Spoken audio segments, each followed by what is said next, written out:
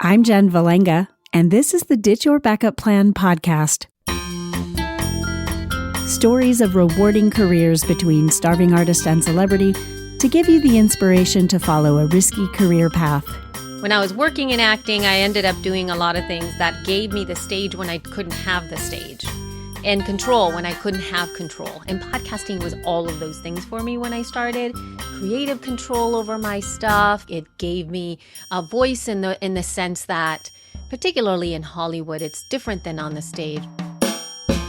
Today's episode features Elsie Escobar. Elsie is a 14-year veteran in the podcasting industry and an inductee to the Academy of Podcasters Hall of Fame. She's a co-founder of She Podcast, which is a podcasting community for women and non-binary, and she is Libsyn's community manager and co-host and producer of The Feed, the official Libsyn podcast. Libsyn is a hosting company for podcasts. She loves to drive dialogue in the podcasting industry, focusing on podcasts' impact on society, diversity, and culture, as well as the power podcasts have to drive social change. I'm so excited to have Elsie on today as my 50th episode. She's somebody who has taught me a lot.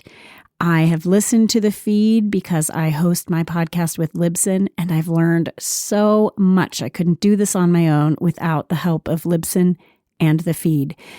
When I heard on their podcast that Elsie had been an actor in LA, I screamed with delight because I knew at some point I would want to have Elsie on this podcast. And lucky for us, she said yes. So today, celebrating 50 episodes of the Ditch Your Backup Plan podcast, my guest is Elsie Escobar. Hi, Elsie. How are you today? I am so well. Thank you for having me on.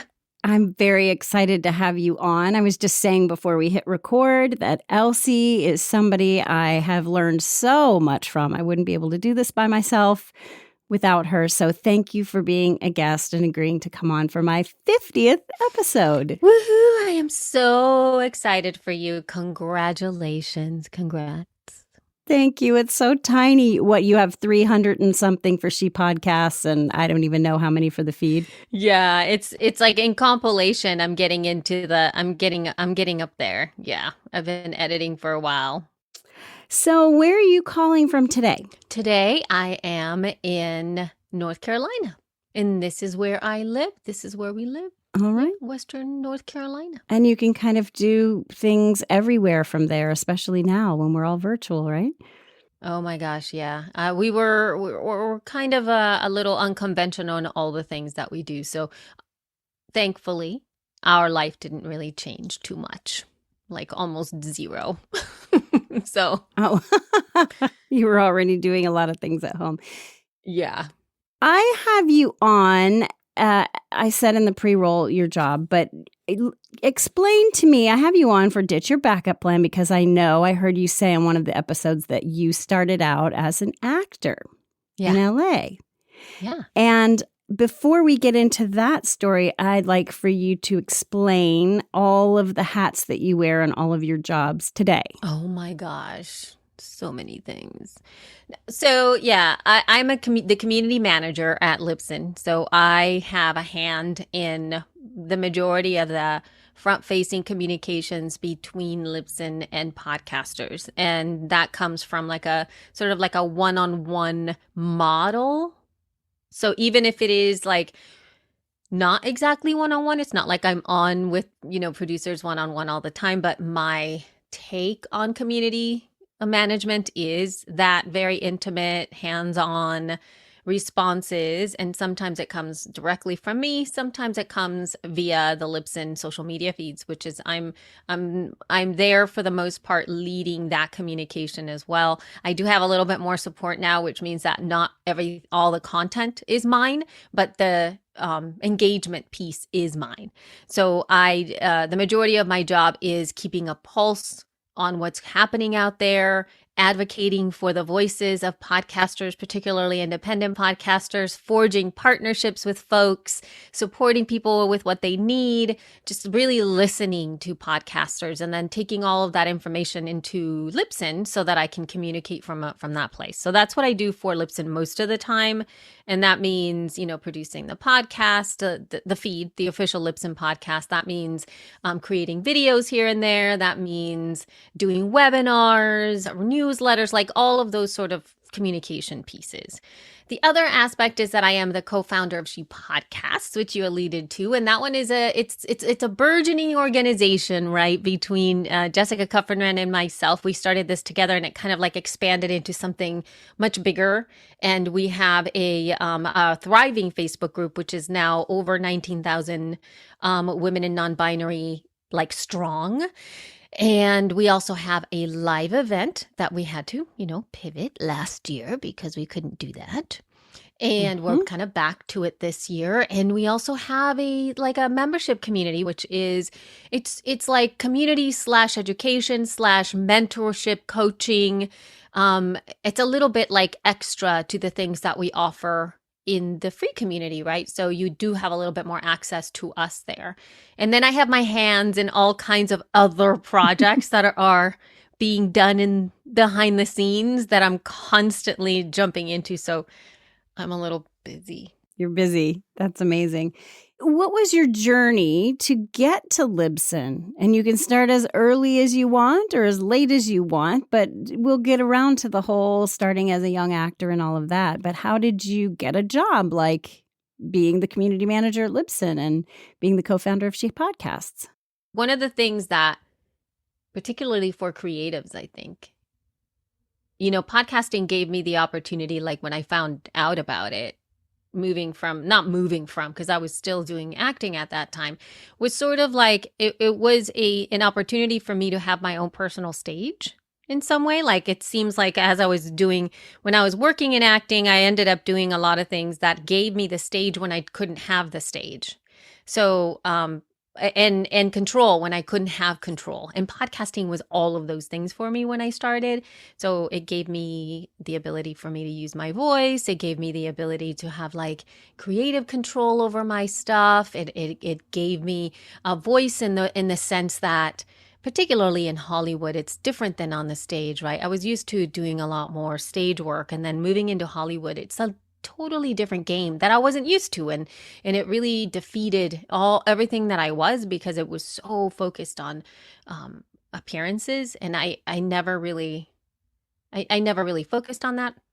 So podcasting came into my life and I fell in love with it, and I was really, really, really passionate about it. So I was doing research like you were doing about, and you found, like, let's say, you found the feed and you started listening to the feed, and that's how you kind of, and She Podcast, and you kind of got to know it. That's how I did it too. I got to know a lot of podcasters because I started to listen to their shows. At that time, it was a lot less, right? So it was like, right now there's millions. Before it was like, I'm not saying 10, but it felt like it was like the 10 podcasts or like the 10 How early did podcasts. You start?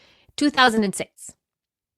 Okay, so pretty early. Yeah, really, really early. So before Serial, before Serial, right? Gosh, yes. This was like, I mean, everybody thinks Serial started it. We know that that's not the truth. Correct. And so there were just literally a few podcasts out there. And when I started to do that, I started to make friends with the podcasts. And because I listened to so many of the same, like the podcast, and then you listen to somebody else talk about another podcast, they all knew each other, and they all would talk about each other on their shows, and they would all talk about events that were local events that were going on, in the same way that Rob talked about the Kansas City local podcasting event that he was running. At that time, that was happening throughout the United States with only a few people. So think about it in the perspective that, like, let's say the US, right? And then the biggest cities would have a podcasting meetup that would have maybe 5 to 15 people that were part of that meetup. And they would just all show up and they would all talk about it in each other's podcast because everybody knew each other. This went all the way even into England. Anyway, all this to say, I found out that there was an LA podcasters meetup, and I immediately decided I wanted to show up there, and I made friends with all of the LA podcasters. And in doing that, I found out that there was a conference that was called the Portable Media Expo in Ontario, California, in around 2006. And I found out about that, and I decided I am going to go because everybody was talking. All the podcasters were talking about it in the same way that people are talking about the podcast movement, or you hear it a lot. It was like that, but it was just for that. So it was really close to my house. I took one of those little, like a mini rail or mini train, whatever the heck it was called, all to San Diego, Ontario. And I met all of the podcasters, every single one of them. I met all of the people. How many were women? I think it was just me. It was like literally 5. I believe there were like 5. I'm not exaggerating. Not exaggerating. I think there was like 5 of us. Like it was one of those things where it's like I would look around and go like, there? Like it was like that. Oh, we're using the same bathroom. Yeah, exactly. But anyway, I knew all these people. I got to know them and all this stuff. And then I believe that first time I went in and I didn't really hang for very long. And so I went in and I think I walked around the show floor, but I never bought a ticket. Like, in fact, even the second time. So the second time that I went in there, this is like a year later after I've done a lot of this stuff. I was on Rob's show, Podcast 411. He started a long time ago, and he was doing like kind of like inside the actor's studio type of show at that time. His was probably one of the very first interview podcasters that was interviewing podcasters at that time. And so if you were on Podcast 411, you made it. So that's how crazy it was. So he had me on the show, and 2006 or 7 in April, something like that. And I went in and I started talking. We had an interview show in the same way, right, that he's always done it. And then we ended up talking kind of like off mic, and I was like, hey, I was going through some life changes in LA, and I was like, I think I'm having a big transition in my life, and I'm open to all kinds of things. I maybe, I don't know, I might be leaving LA. I don't know. And he was like, oh, are you looking for a job? And I was like, ooh, I don't know. Am I? I don't know if I am. I don't know if I'm looking for a job. And he said to me, why don't you come and talk with me at the Portable Media Expo when it happens again? And I was like, okay. So I did that, and he offered me a job because he was just hired by Libsyn at that time. He had been hired like a few months before, and so he was sort of expanding his whatever it is that he was going to be doing in the company at that time. I didn't even know what that was. I mean, I knew Libsyn for sure, but I didn't know what he was doing there.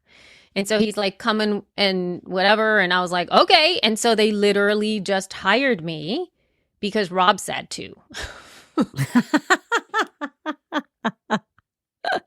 But they hired me as podcaster relations. So I was going to be working directly beneath Rob, and he was going to be my boss.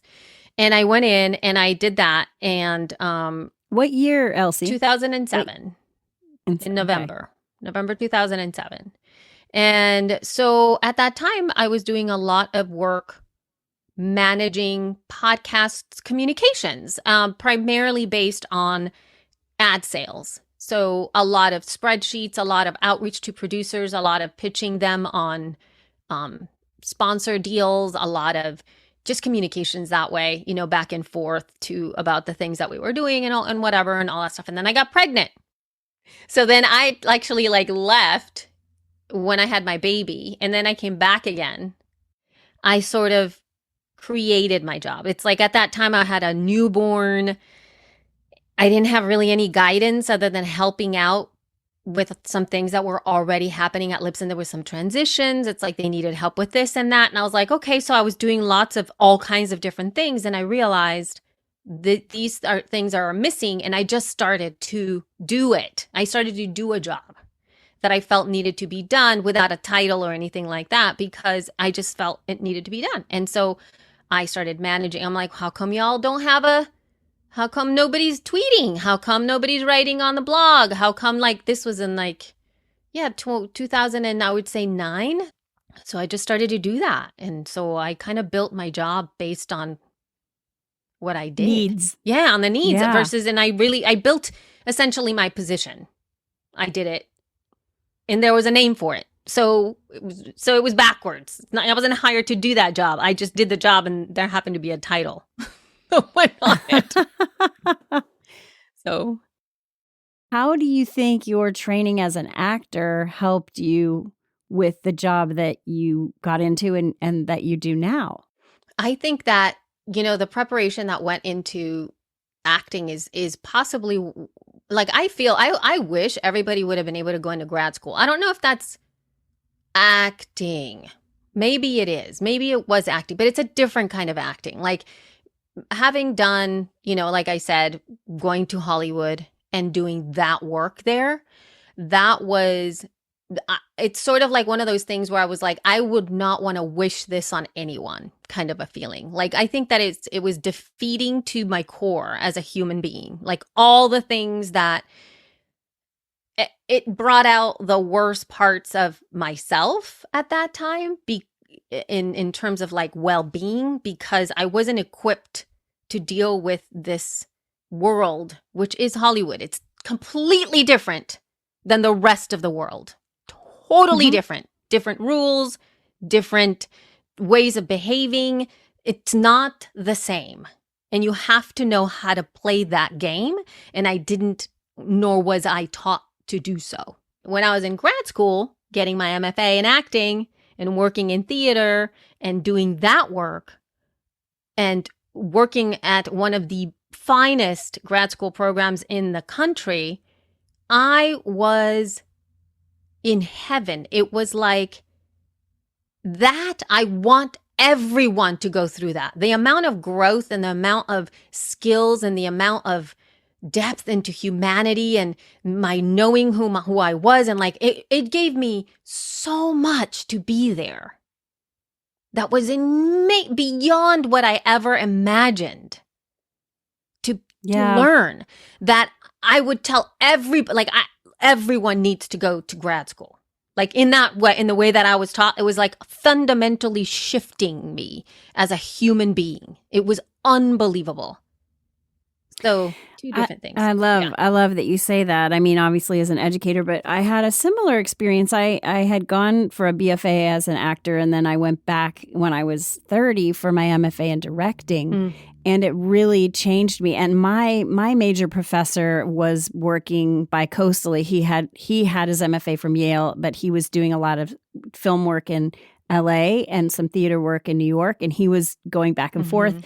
And he said, everyone is out for themselves, and they absolutely own it. They just all know everybody is out for themselves. This is his perspective, right? Yeah, of course. Yeah.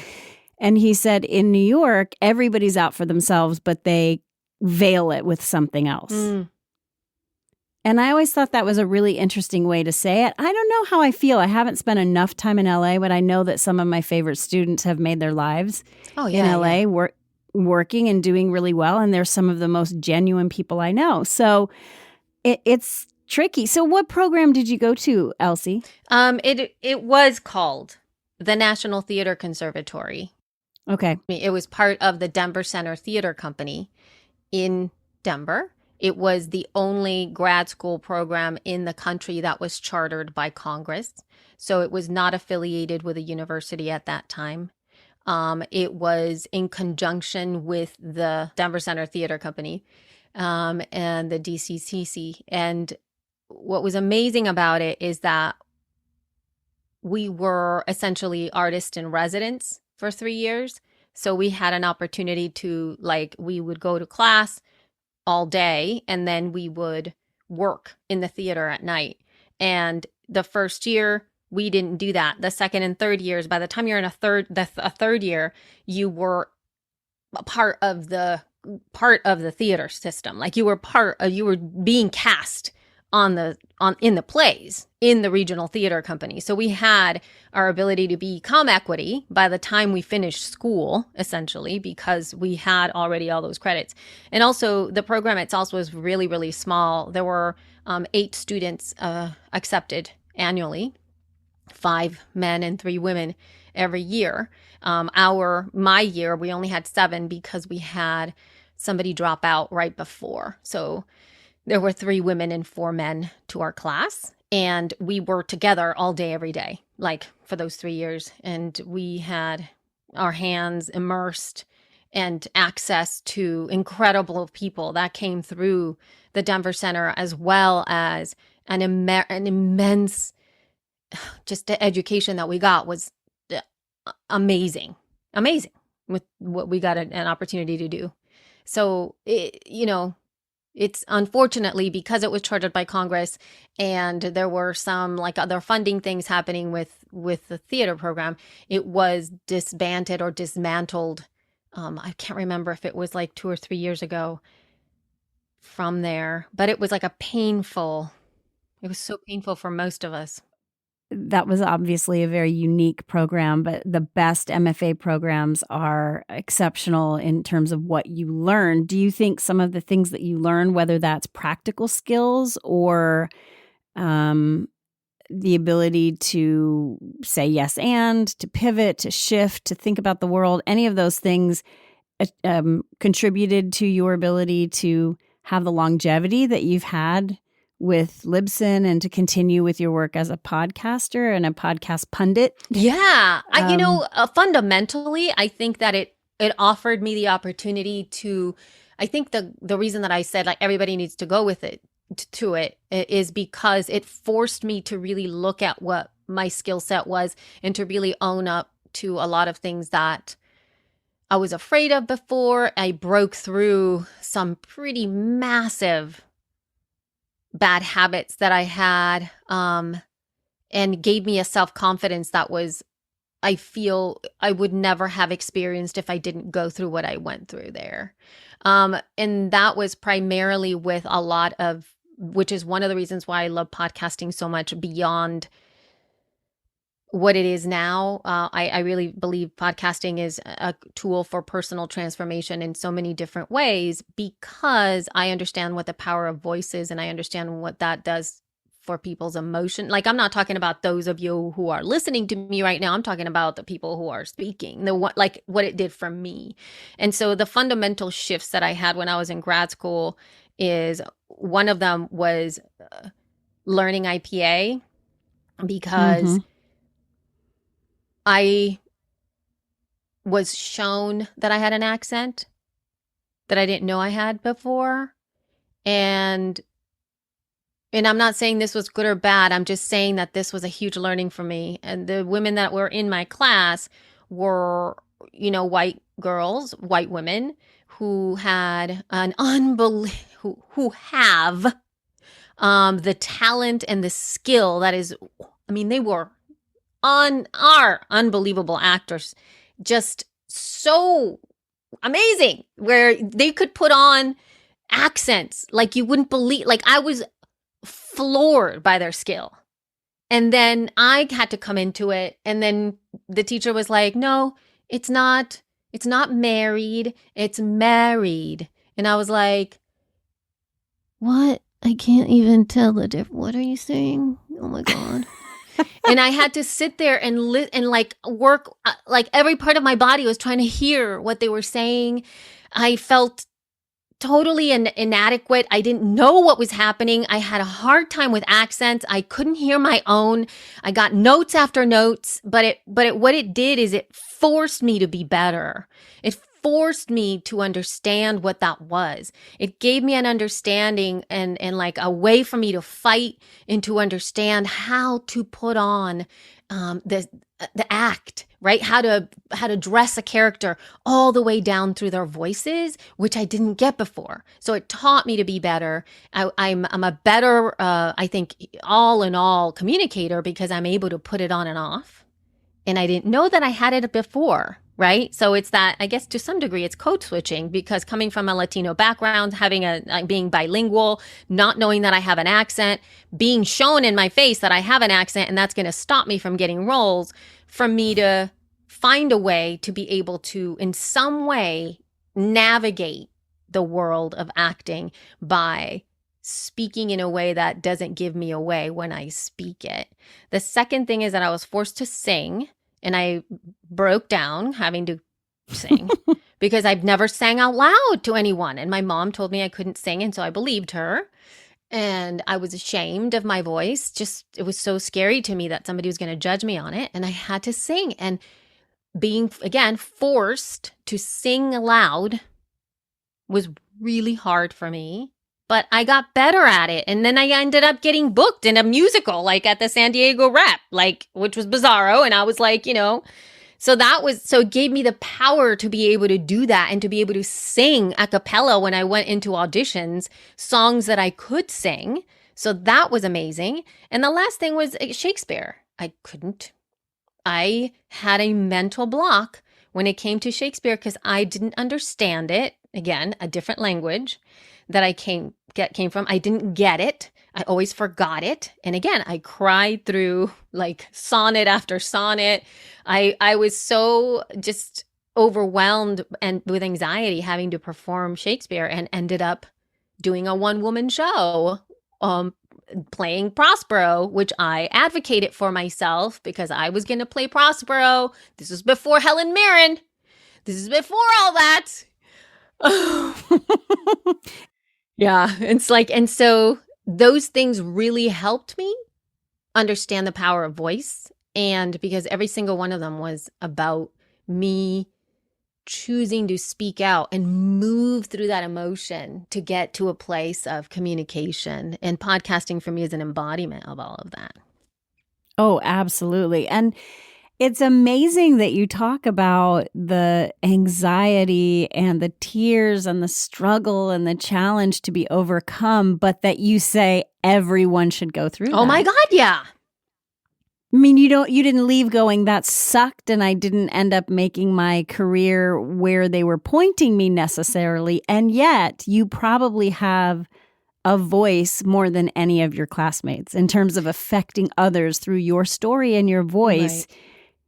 You probably are doing it. I don't know any of your classmates, but my guess is you're probably doing it more than all of them. I think obviously in some way, yeah, for sure. Like in the everyday world, absolutely. Absolutely. I see what it can reach, and the reason I say everybody needs to go through it is because, again, it helped craft me as an artist.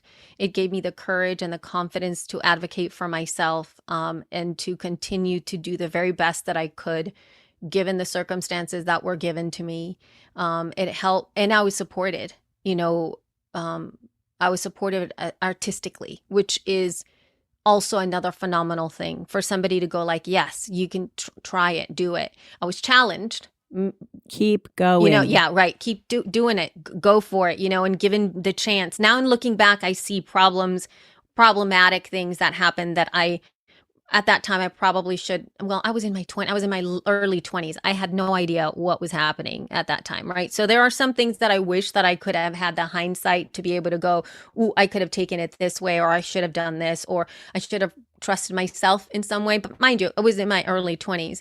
Unfortunately, though, that didn't translate into the Hollywood life because the people over at the Denver Center had my best interest at heart. Everyone did. We each had each other's backs. Teachers, if they weren't the best or they were amazing, they never did it to hurt you. You know what I mean? Directly. Mm-hmm. And I think that collectively the experience was overall positive in so many different ways. And Hollywood is, like I said, it's a different thing. And when we did the theater, it really helped me become a better artist and a better actor. I was able to take the stage. I was able to own it. I was able to work with anything you gave me. I had the skill set to do that. I never was taught the skill to get a job, which is a totally different thing. Yeah. And so when I went to LA, I did not have the skill of looking for a job. I just thought, of course, you just need to give me the job and I will do whatever you want. I get it. I can be amazing. I am great. I have the training. I have the training. Yeah, I have all the things, but I had no skill in interviewing, auditioning, all the things that have nothing to do with the art. Everything to do with like business sense and basic skill set. I did not have. And I failed miserably with that. Let's go with that for a second. And I want to go back on voice in a second. But how did that feeling as if you failed miserably, which of course I'm going to say that you didn't fail at all, but how did that intersect with podcasting? Were they happening at the same time? Oh, yeah. All of that was happening at the same time. It was like, but there was another layer to the mix, which was the yoga layer. So was that your first podcast, Elsie? Was. Your yoga? Elsie's yoga class is my first podcast. It's still out there in the world. And it's obviously very DIY. Like I had no idea what I was doing. I just started to do it because I wanted to play with it. But, I was doing the acting thing. It really sucked. And in order for me to kind of take care of myself, I rediscovered yoga, because the first time that I was taught what yoga was and the skills that I could have with yoga was in grad school. We had 2 or 3 days a week. We had yoga morning classes at the National Theater Conservatory. So we had Anne, our teacher, in the morning. We would show up and she was like, we did like dance and yoga. Like she would do a little yoga at the beginning and a little yoga at the end. And then we would do dance in the middle. And those classes taught me how to use the tools in those classes to calm down whenever I was going to go on stage. So I used a lot of the breath and a lot of the movement and warm up to get ready to go on. And so I used that. But I let it go, obviously, when I went to LA, because you didn't have to do that. You were constantly looking for a job, not on stage.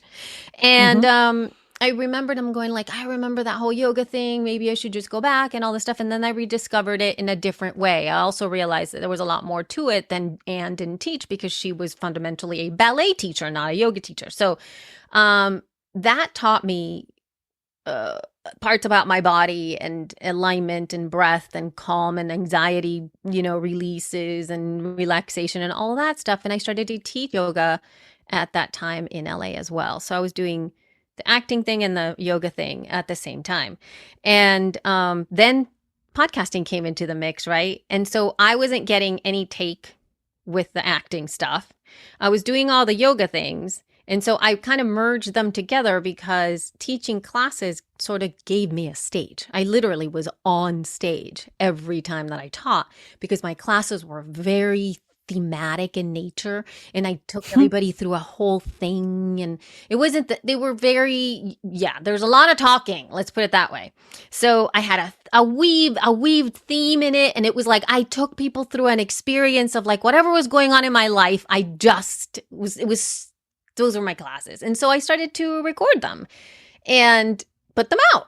And that was my stage. And that's sort of like how the podcasting thing came out. It's like I didn't give it to the mic. I gave it to my people.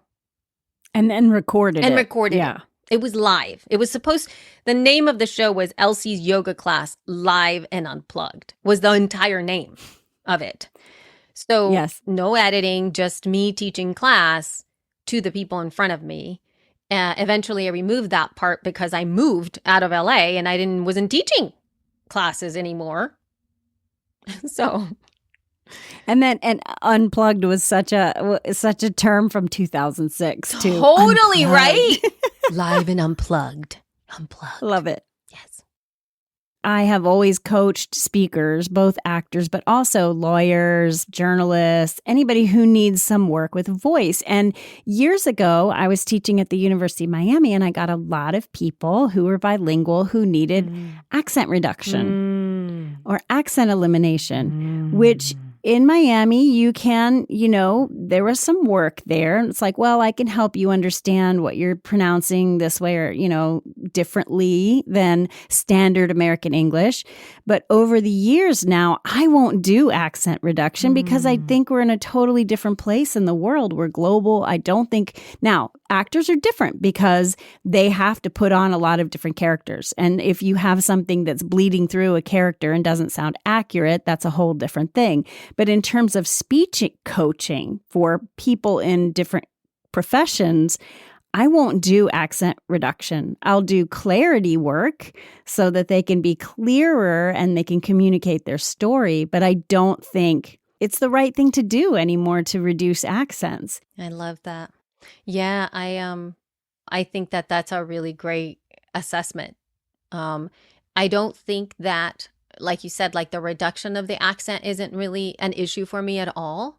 In the same way that I would coach somebody when it came to their voices, although I'm not a voice teacher. I do have insight into what that is. And what I would actually address would be just those habitual patterns that we all have, sometimes that are based not on an accent, but possibly things that create a barrier to, like what you're saying, clarity, to understanding, as in like for the end user. And they tend to be things like speed, right? Mm-hmm. Just that sometimes would be really helpful. So it's not the accent that's the problem. Sometimes it's the speed in which people are speaking that is a little bit harder, or enunciation, depending upon where they are, right? So if they're on stage and they're speaking to a group of people, you just have to choose those things differently, like slow it down, make sure that you finish a sentence, and very Breathe, simple things. Pause. Yeah, right. But then also what I have seen, that this is again beyond an accent, is that one of the key things that I teach, at least the women that I coach and the people that I mentor that are podcasters, and then I usually teach things that I've had to learn myself, is that oftentimes we don't even enunciate or follow through with our own name when we are speaking our name to each other. And so things like that are really powerful. Like I would remember I had feedback from somebody on the feed. Every time that I introduced myself, I would mumble my name and also disregard my name by just the sound of my voice. And I was making an unconscious assumption that you didn't need to know my name. So I would go like, this is Elsie Escobar, and I would and I would just go through it. And somebody like almost apologizing for exactly, that I'm taking up the space. And I don't know where this came from. so I took it to heart. And I remember when I got that piece of feedback, I really listened to myself and I heard me dismissing my name. And what was that all about? So I kind of dealt with that, and I teach that often. And so that to me is a lot more powerful than the accent, for sure, and the way that you have addressed it. And yes, there is a difference when it comes to the art of acting to some degree. I'm never going to be somebody who is going to be doing, The Importance of Being Earnest, like that kind of a piece is so outside my understanding culturally. Mm-hmm.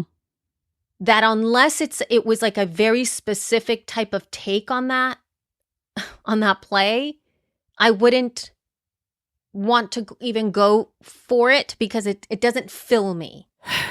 Theater is doing a slightly better job of having inclusive stages. However, if you're still doing the material that reads for a kind of culture, it's not connected. And you can do that, but you can do an all Latina cast of take your pick, but Latinx cast, but is that serving them and their community best by having, for instance, an all Latinx Importance of Being Earnest? Probably not. Right. I worked in LA. I worked at the East LA Classic Theater. At that time, it was run by Tony Plana, and we did Romeo and Juliet in local high schools, East LA high schools, and we did it with a whole, like a take of like Latino culture. We did Much Ado About Nothing as well. Again, huge take on the Latino culture over there, right? So it was an amazing experience to be able to take Shakespeare into these places with the Romeo and Juliet was like zoot suit style. And when we went in there, was like all like that whole style was throughout the entire piece. And it was really great to be able to take it to the audiences that way so they understood what this language was, right? And that these stories could be in this way. So I get how powerful that would be. But to your point, sometimes some of these works reworked do have that that cultural conversation that goes beyond one specific culture, right? That whole love and loss and, against the parents and all those things that are happening can go beyond a specific culture. But sometimes the works that have been done in those cultures at time possibly merit a little bit more of a diving into a rediscovering of those types of pieces of the classical pieces. And I felt that at that time, I didn't have the skill set to be able to follow through on a lot of those. I wish I would have done a lot more work with some of the Spanish playwrights, with really diving into Latin America and seeing what kind of plays or what kind of stage production was being done at that time and why and where it was coming from, what was informing it, because that would have been such an interesting take on things. I think programs are doing a lot of that now, or at least trying to. Were you the only person of color in your program? There was a black man from Haiti. We were always set together, so I guess you would understand who played who in what when we did our piece, right? What Shakespeare play did we do where he and I were the leads? Oh, might it have been Othello? What a lovely Desdemona you've made. Yes, correct. Right? Well, I think things are changing, but not enough. I got myself a little bit off track, but where I was going with that, I posted for my voice class in the She Podcast Facebook group with the 19,000, maybe 18,000 at that moment. But I asked, hey, what are some of the criticisms women get, you get from your voice? And I think there was something like 250 responses. And I was like, whoa, yes, right. Okay. So there's a need here. There's some bias. There's some criticism about women's voices. And I wonder, from your perspective, what do you hear about women's voices in the podcasting space? This is a great question. I'm going to answer two ways. I'm going to answer your question directly right away. And one of them is, I think, from the women themselves, a deep insecurity about hearing themselves. That's possibly the longest running feedback, where it's the first time they heard themselves. I can't listen to myself. Do I really sound like that? It's sort of like a disconnect from doing the work. It's as if we're doing this show where I'm doing, interview show, and I'm getting my show together. And as I do my recording, it's sort of like I can't hear myself. I'm going to outsource the editing and they can deal with editing and I don't have to listen. And there's a total disconnect from even listening back for content or listening back to see if it sounds like for quality, right? Just plain old quality control. That's been a thing. And I have that, I'm over myself a lot of the time when I'm editing the feed. I'm over myself. But that's not I hate my voice and I can't stand myself to hear. It's sort of like, oh my God, can I just stop talking? I know. It literally is like, just shut up. That kind of a feeling, yes. But that's just like a person, you know what I mean? That's not a total self-loathing kind of feeling. And I have found the skill of listening to myself to be quite a powerful thing. But it actually happened to me because I was teaching the yoga classes that I was telling you about my first podcast. What ended up happening is I had to edit that out. And I also had to, the premise that I came up with was that I would release the audio, but then I would also have a corresponding list of the poses that we did. So I outlined every single pose so that people could follow along, understanding that you're hearing, you're not watching.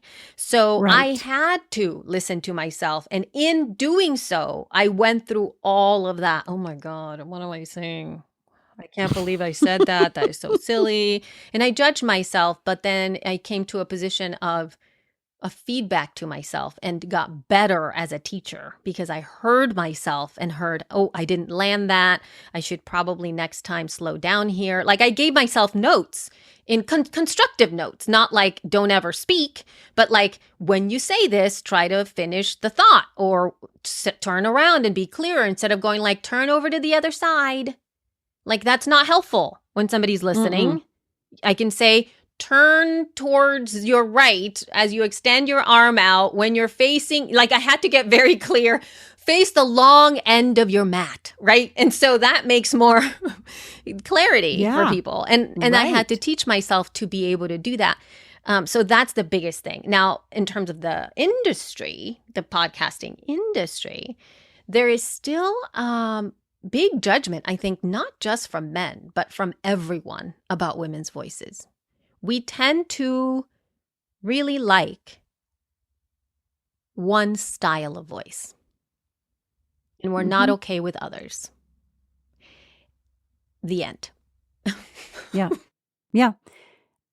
So I'm a huge fan of Law and Order SVU. Like I've just loved Law and Order SVU forever and ever. It's, it's just one of those like guilty pleasures. But then I love Mariska Hargitay. She's been an amazing person in this space for so long. And so many of my friends have been on that show. It's crazy. Quarantine. I made this observation.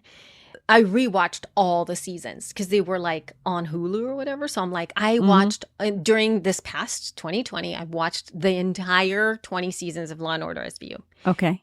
I used to do it when I went out for a walk. So I wasn't watching the show. I listened to the show. So I had my phone in my pocket and I listened to Law and Order SVU. The tone of voice that is Mariska's is the same for almost all the lead women in that show that were hired. There is almost no woman that has a higher pitched voice. I don't know if I was like blown away by how close they were. Like every single one of the DAs that was hired on that show that had a longevity sounds exactly the same. Everybody's voice is on the same range. It's as if they just hire women that have the same sounding voice. Yeah. Do they do the same for the men? No, they don't. And I also noticed the difference in Mariska's voice.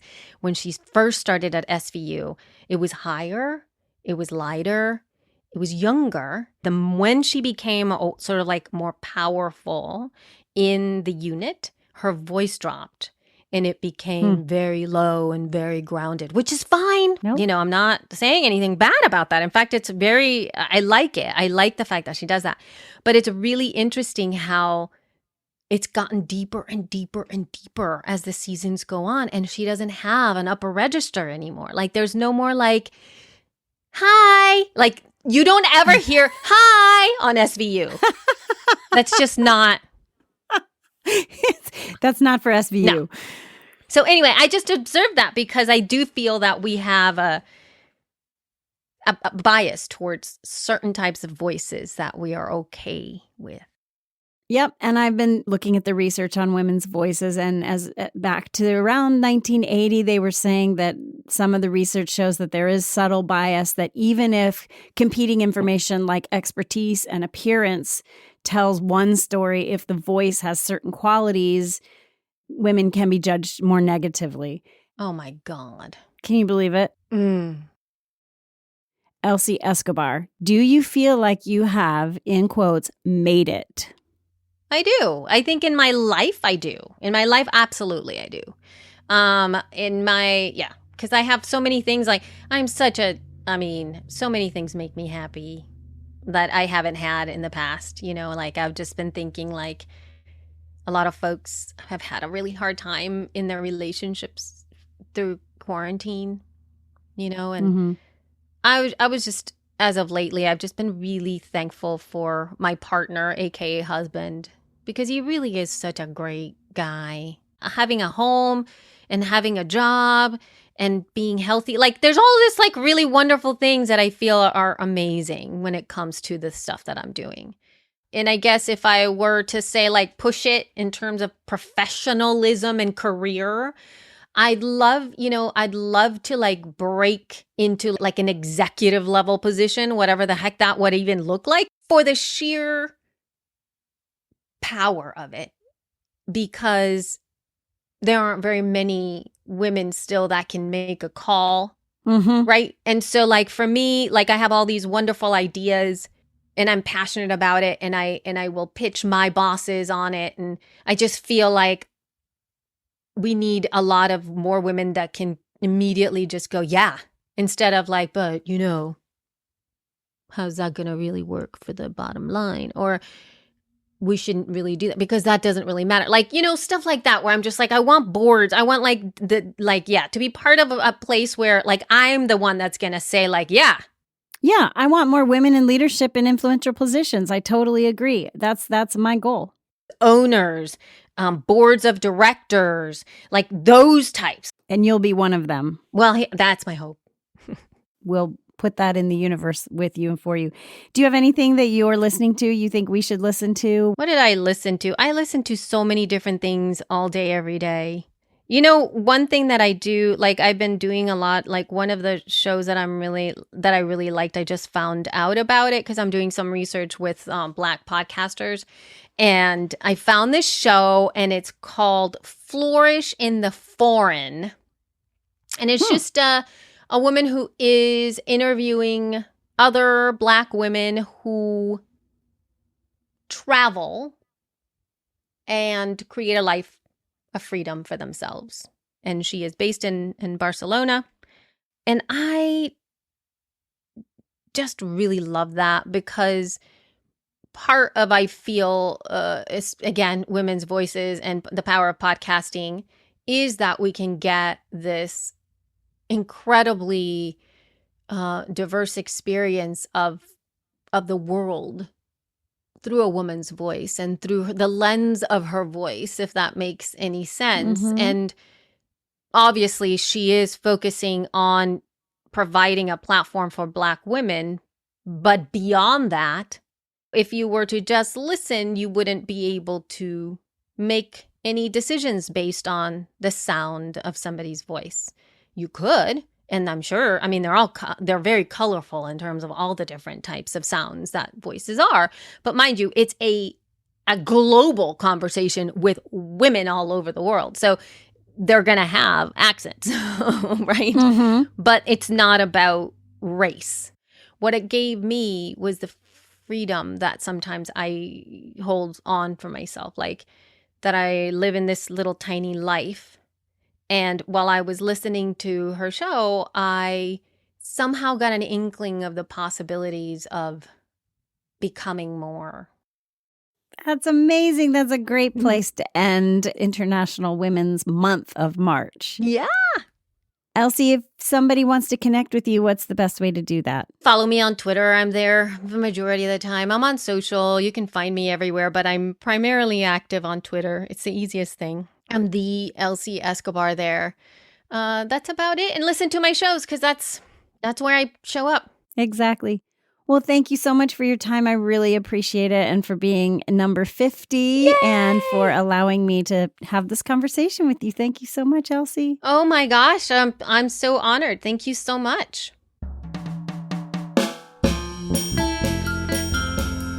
You've been listening to the DYBP podcast. I'm Jen Valenga.